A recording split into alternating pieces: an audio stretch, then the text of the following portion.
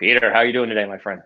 So good. Great to be on your show. And also, I appreciate being able to play a different game than what's in your cup, since we're all Zooming and Skyping or what have you. And we can assume it's coffee as opposed to other things.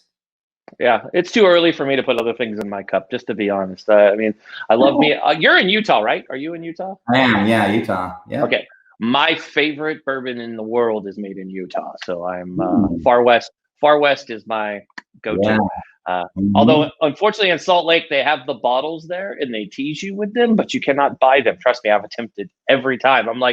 They're like, look, dude, we see you almost monthly here. Stop asking. I'm like, you never know. You just keep asking. I'm like, I'm going to walk out with one of these things. And they don't, you can't buy it at the airport, but it's the best bourbon. If you haven't tried it, go try it. Right now, there's somebody in Tennessee typing, oh, you just said the best bourbon. But it's great to have you on. I love what you're doing with your company. You are I want to make sure I call your company the right name. You're GuardDog Solutions. I just want to make sure I was going to say that. I was going to come up with some other weird name.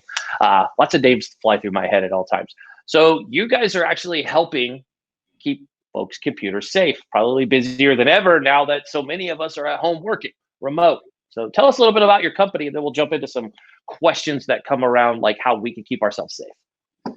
Yeah, thank you. Basically, GuardDog Solutions offers a solution that allows for any network, but Wi-Fi network, to be watched over by a virtual guard dog 24/7 that keeps you safe on that network. So regardless of all the exploits and things, and there's the flavor of the week always going on, GuardDog Solutions, you can deploy in 5 minutes or less, and then it keeps you safe on your Wi-Fi, basically. So you can see what's going on, but also it will basically keep the bad guys away by being a virtual guard dog, barking or biting as necessary. I love it. So let me ask you this, and this is a big question a lot of people are asking, is how do the hackers get into our home connections? I can understand big companies. I've worked for several really big companies, and hacking was always an issue. Especially I worked for one of the biggest companies that Chinese hackers just love to steal our stuff and sell it on the black market. I work for Adobe. If you go look me up, I'm not making this up, but it was like, I never knew about how hacking worked even at home until I remember after they acquired our company, we sat in this meeting and they brought this really mean guy in who's the head of security. And he walked in, and I can imitate him very well because he scared me. And I'm not easy. After being in the Marine Corps, you usually don't intimidate. He walked in, he's like, just so you know, hackers will try to infiltrate your computer, steal our technology. And I'm like, why the hell are they going to steal from how are they going to do it at my house? Number one, they don't know right.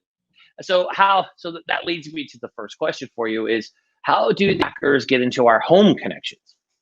Yeah, it's important to really look at that question, because it's kind of like, I like to talk about hacking is neither good nor bad, by the way. It just is, because all of our computers and all our situations, when you write code, you're effectively hacking. You're causing things to take place that are either intended or not intended. So, at any given moment, there's hundreds of thousands of exploits that can be used to attack any environment, machine, network, or any device we're using. And being able to, and only cybersecurity professional type people like the guy you're talking about, have the ability to watch for those things and study those things and react to those things. And that's very costly and very difficult, candidly. So being able to simplify that and have a artificial intelligence-based virtual guard dog that we can deploy in 5 minutes basically makes all of us able to watch for those hundreds of thousands of exploits that are put together in a very interesting way to form attacks, so that the hacker can be met with responses that work for us and deliver results of keeping us safe. Just like we deploy alarm system kind of things to keep our home safe, this might be something that keeps our digital life safe. Perfect. So are employers aware of this? Like, they have all their folks out, and I know some smaller companies, obviously, we're talking about a Fortune 500 company is the one I mentioned. Obviously, they're paying attention. They know. I mean, we VPN'd everything, everywhere, constantly, but that's a huge tech company, obviously. Some smaller companies aren't doing that. I've been over to I haven't been over to their house. I would never go to anybody's house during quarantine. That is evil. That is horrible to do. I wear a mask and gloves, and I look through their window, fogging it up. Sorry. But how are people handling this when it comes to I mean, how are employees, do they have knowledge of this? Are they aware that hackers can infiltrate into home connections? I mean, you would almost think it would be safer being at your house. Yeah. There was a movement in technology that isn't even that long ago called "Bring Your Own Device," and that's when we were bringing our devices into companies. And this is that on steroids, and it's just far worse because now we're asking to bring our own network into our workplace. So we're seeing both the consumer, being very interested in being able to keep themselves safe, as well as the enterprise and corporations who just sent them home, small to mid or anything else. It's worth noting that a virtual private network gives privacy, just like a wireless offers with WPA or WEP, or just the key thing you plug in.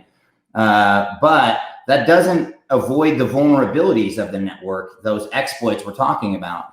So corporations and consumer alike all benefit from this solution, but they want to look at it differently. I only need to look at my house, the devices, keeping my family, my kids safe. Whereas the corporation that was managing 2 networks before might now be managing 1,002 networks. And that is very overwhelming, especially when we never had to do that before. So, Peter, I was doing some research on this before you came on. And one of the things I came up with, I'm noticing, and I don't know a lot about VPN other than I was told to use it when I worked for all the corporations to work for.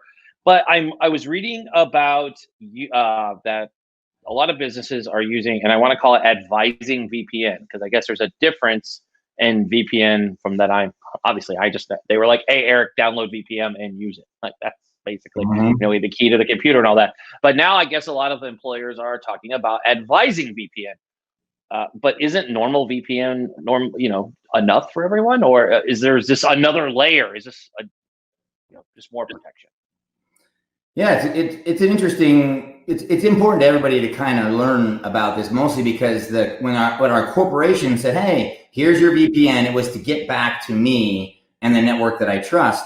But using the home networks is a little different, where we just want to trust. It's kind of like you mentioned earlier on this show about the having 2 networks, which is very wise, by the way. Great job of keeping my Disney Plus separate from my Zoom calls or from our interviews and what have you. But being able to recognize I have a different problem. There's a problem of giving a virtual private network a tunnel back to me. And then there's the one that says, well, actually, I just don't want Amazon or eBay or someone else being able to see the corporate stuff by simply being on the same network as what I'm on. And so combining those two is confusing, and it uses the same vernacular, but definitely getting it to be just getting you the privacy is half the equation. Then getting protection like a virtual guard dog is the second part, where my devices and the network itself can protect themselves. I like that. So that brings me to this one. As we're all starting to get freedom and able to leave our houses, obviously folks that are working remote and are going back to an office, they're going to return to coffee houses like our friend Eric, and they're going to want to drink coffee because we can't get enough of that.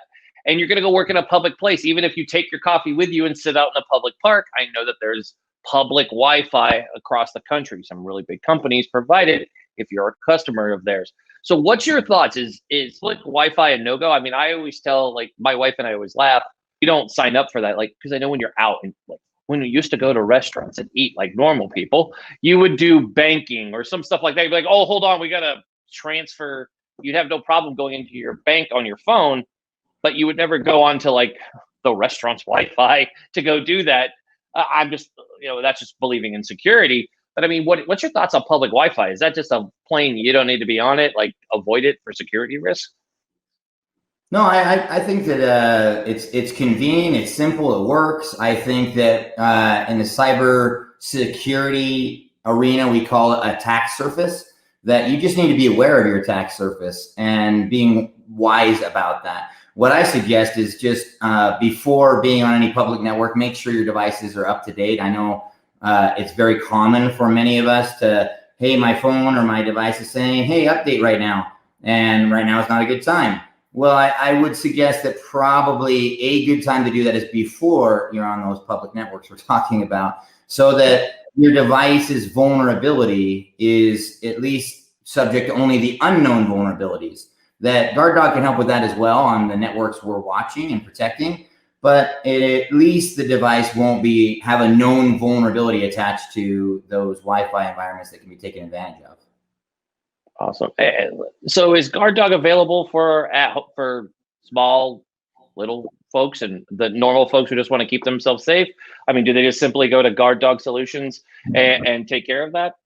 Absolutely. It's a 5-minute install for anybody. Those who are attaching it, you plug it into the back of the router, kind of like a smart home device, or if you're a hotel or a retail environment or a park or wherever else you're having it, you just plug in the GuardDog to whatever you want to offer those virtual GuardDog solutions to, and it'll give you insights into the network. It'll help you make it better with feedback, as well as offer those protections. And you can go to guarddogsolutions.com, and regardless of whether you're the large business or just personal, GuardDog can work for you. Awesome. And what's the cost on that? Just approximately. I know people are getting a couple messages on that right now. Yeah, is it good pricing? I mean, yeah, it's subscription oriented, and okay. and retail is targeted at $25 per month, and includes the hardware that plugs in as part of that. For now. Oh, I love that. And how many employees do you have?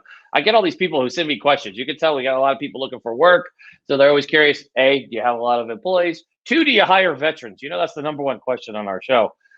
We have some good partnerships with some amazing vets, so we always ask those questions. Absolutely. We're relatively small now. We enjoy the benefits of the world we live in being able to outsource a lot of the marketing and many of the aspects of the company. But we're growing quickly, and we will continue to grow over the next year. And absolutely, I've been an entrepreneur for a long time, and veterans is a no-brainer, not just because it's supporting, but also because there's so much experience that you can't find anywhere else. So it's absolutely something we prioritize. It's not just because, hey, it's being supportive. It's also because we recognize the skills that are taught and experienced as part of that. Outstanding. Well, Peter, we want to thank you for joining us today and giving this amazing insight to the remote work and how we can protect ourselves. I know we're going to be signing up with you guys right when we get off, because I just think security is one of the biggest things. I mean, just to have that added layer of protection. Mm-hmm. I don't think you could ever be safe enough. I mean, there's a lot of information. Everything is digital. The only way we know how to access half of our banking information is online. So you provided some great insight today. And if folks want to learn more, simply go to guarddogsolutions.com, and you could follow Peter. I think we just put your social up a minute ago. Follow you on Twitter and see all the fun things that you tweet about. Hey, come on. And apparently we didn't cover it, but you play an instrument. I mean, that is a photo that I was given. You're holding a guitar. I mean, are you a guitar player?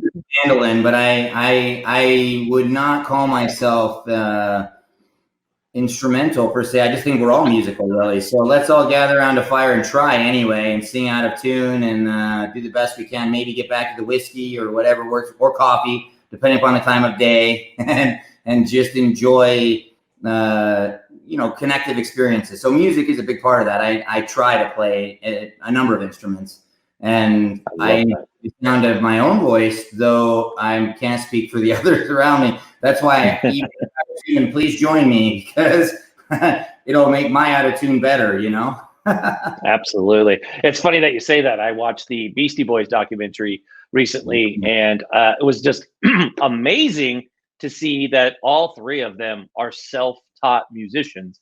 They all taught themselves how to play everything. So when you hear those instruments in their later albums, that's them playing. That's them on the bass guitar, on the drums, on all the instruments. So it's amazing. You should pick it up. Music makes the world go round. I know it gets me through a lot of my day. By the way, a lot of compliments on your shirt, so you're rocking it there. And if you are going to drink coffee, always drink Got Your Six coffee, because that's what you're just supposed to do.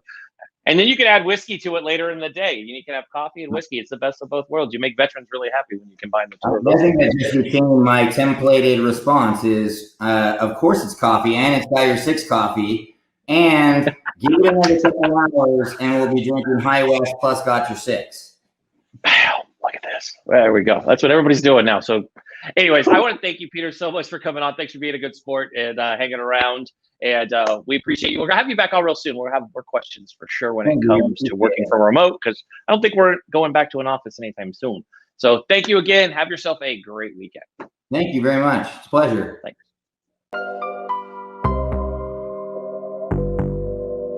Let's get to the point.